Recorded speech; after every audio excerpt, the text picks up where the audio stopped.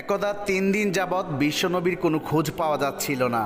হযরত উমর রাদিয়াল্লাহু তাআলা আনহু এবং হযরত আবু বকর রাদিয়াল্লাহু তাআলা আনহু পাগল পাগল হয়ে নবীজিকে খুঁজতে বের হয়ে গেলেন। উমর রাদিয়াল্লাহু তাআলা আনহুর হাতে ছিল একটি তলোয়ার। উমর রাদিয়াল্লাহু তাআলা আনহু এবং হযরত আবু বকর রাদিয়াল্লাহু তাআলা আনহু কিছু ইহুদিদেরকে সামনে পেয়ে গর্জে উঠলেন। উমর তলোয়ার তাক করে বললেন, হে ইহুদির বাচ্চারা, আমার নবী কোথায়? তোরা বল আমার নবীকে কোথায় রেখেছিস, না হলে আমি উমর আজকে তোদের সবাইকে কতল করে ফেলবো। তখন ইহুদিরা বলতে লাগলো, হে উমর, বিশ্বাস করো আমরা তোমাদের নবীকে দেখিনি। তখন হযরত আবু বকর রাদিয়াল্লাহু তাআলা আনহু উমরকে বললেন, উমর চলো আমরা সামনের দিকে যাই, সেখানে হয়তো কিছু রাখালকে পাবো, তাদের কাছে জিজ্ঞেস করলে হয়তোবা বিশ্বনবীর খোঁজ পাওয়া যেতে পারে। অতঃপর হযরত আবু বকর রাদিয়াল্লাহু তাআলা আনহু এবং হযরত উমর রাদিয়াল্লাহু তাআলা আনহু সামনের দিকে হাঁটতে থাকলেন। কিছু দূর হাঁটার পর তারা একটি পাহাড়ের কাছে কিছু রাখালদেরকে দেখতে পেলেন। আবু বকর রাদিয়াল্লাহু তাআলা আনহু রাখালদেরকে জিজ্ঞেস করলেন, হে রাখালেরা, তোমরা কি এদিক দিয়ে আমাদের দ্বীনের নবীকে যাইতে দেখেছো? তখন রাখালদের মধ্যে একজন জবাব দিলেন, আমরা আজকে ৩ দিন যাবৎ একজন লোককে এই পাহাড়ের গুহার মধ্যে সিজদায় পড়ে কান্নারত অবস্থায় দেখেছি। লোকটি আজকে ৩ দিন ধরে কান্না করেই চলেছে।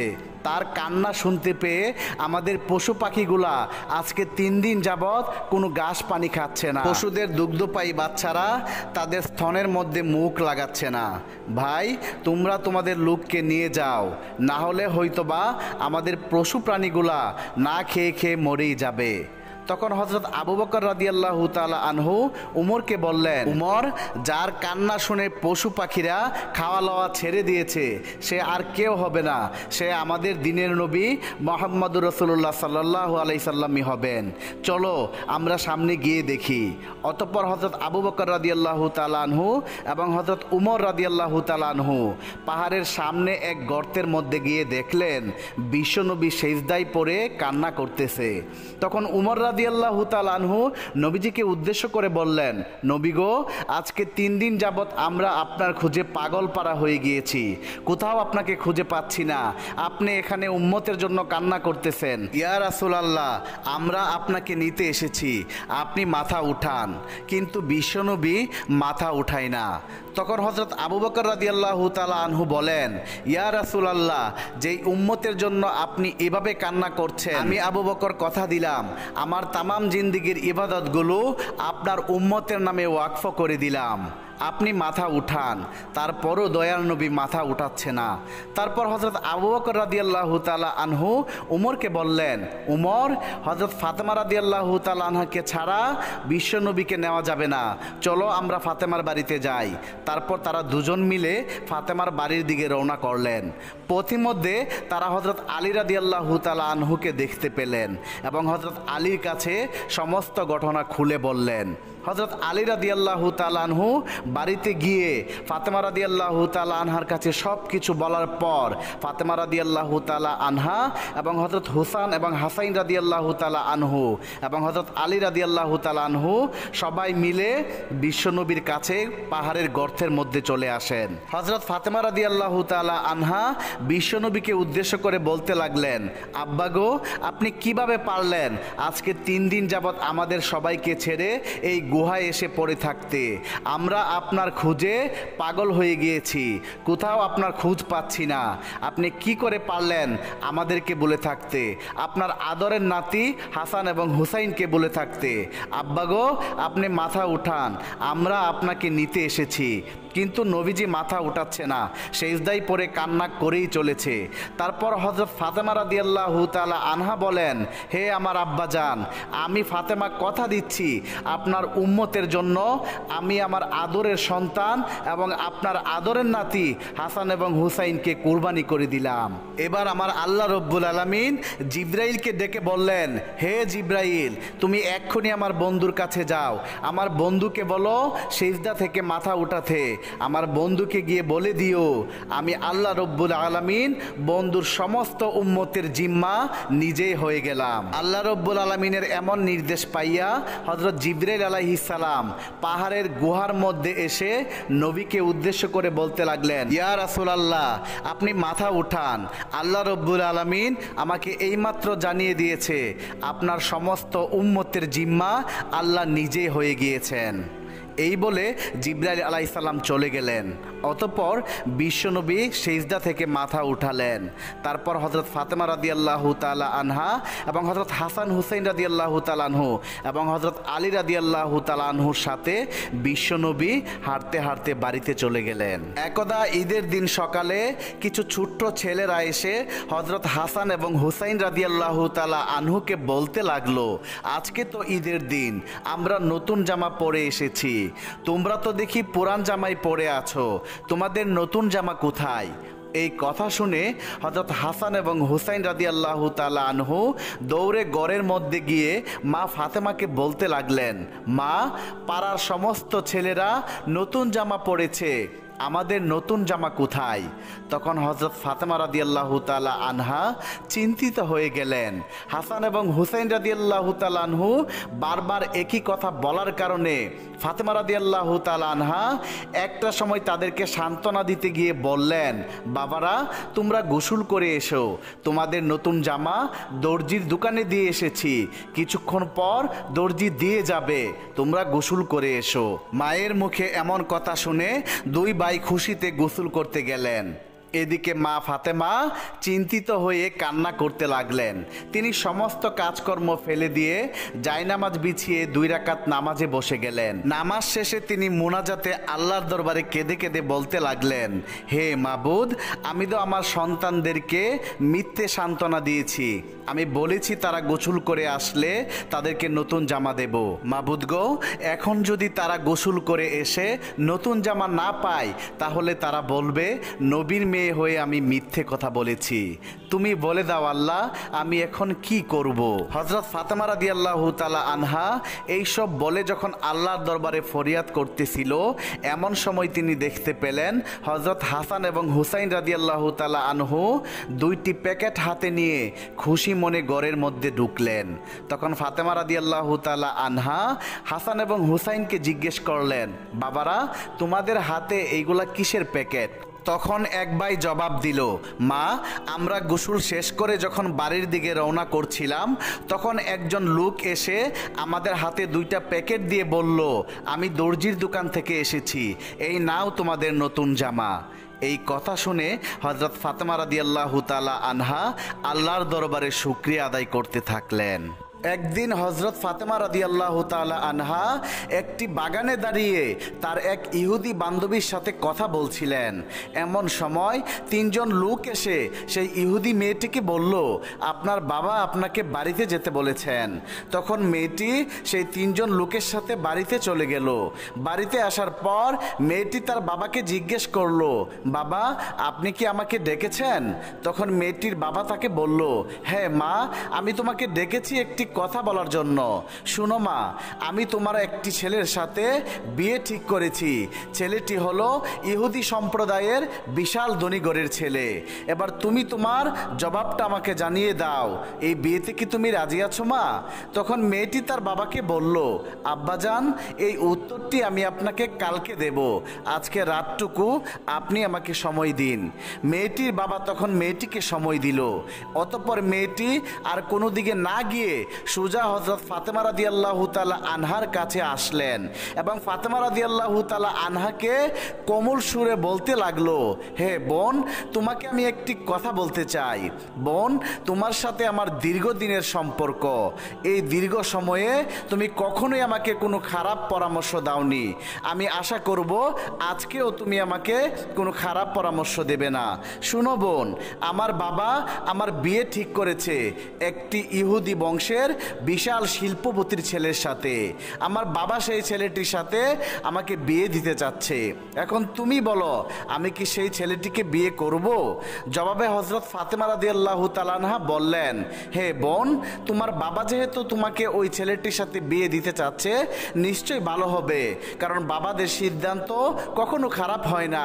তাই আমি চাইবো তুমি ওই ছেলেটিকে বিয়ে করে ফেলো।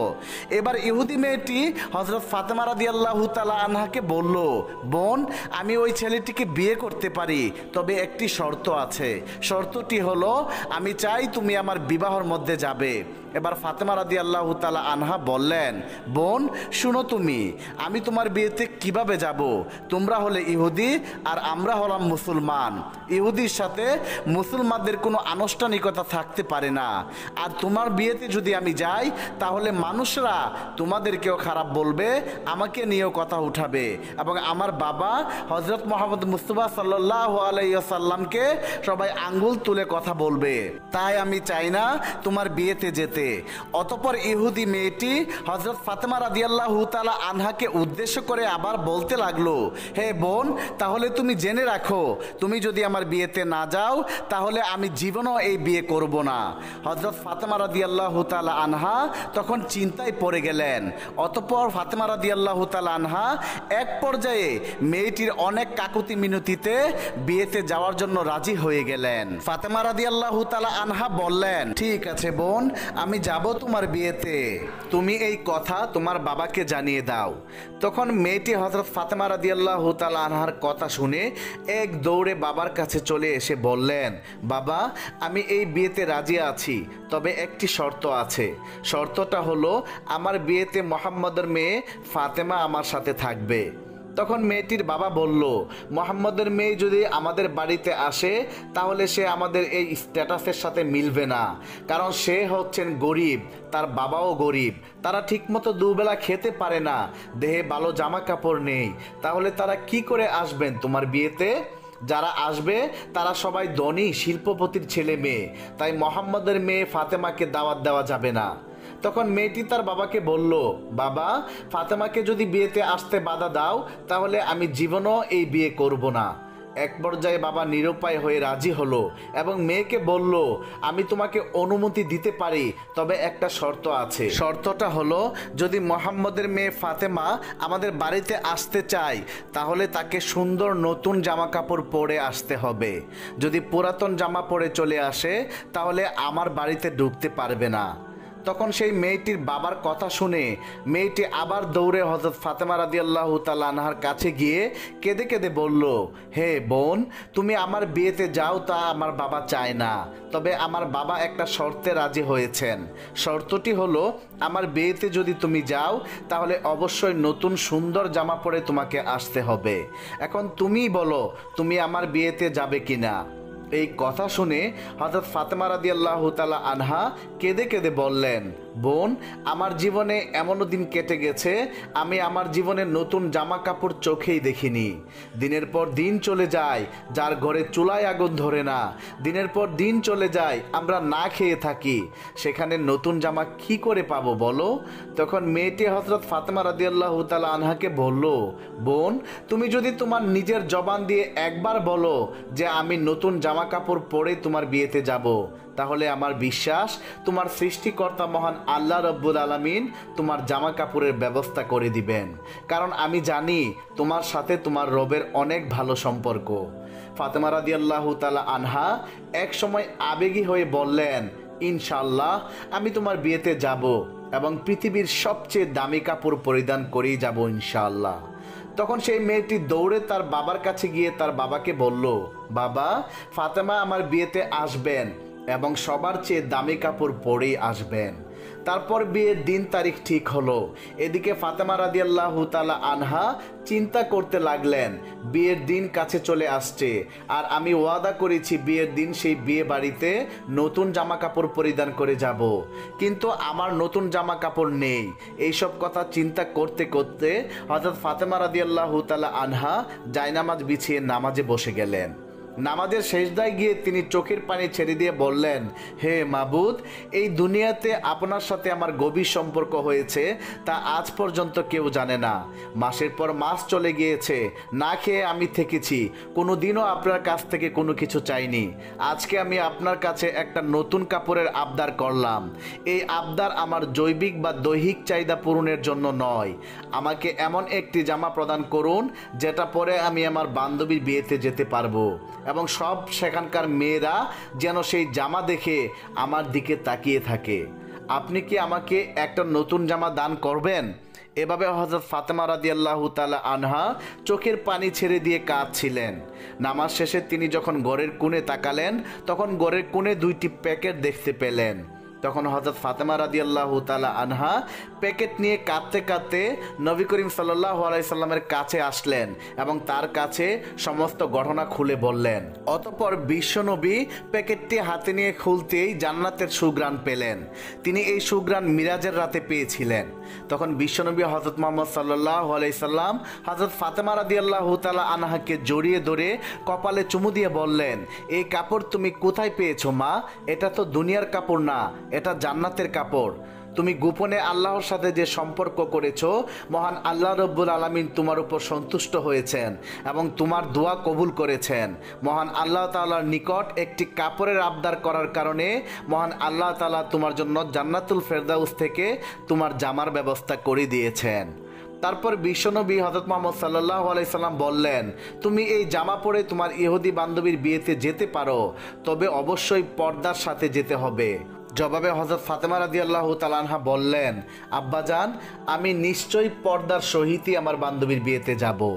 যখন হযরত ফাতেমা রাদিয়াল্লাহু তাআলা আনহা জান্নাতি পোশাক পরলেন তখন তার সৌন্দর্য আরও বেড়ে গেল।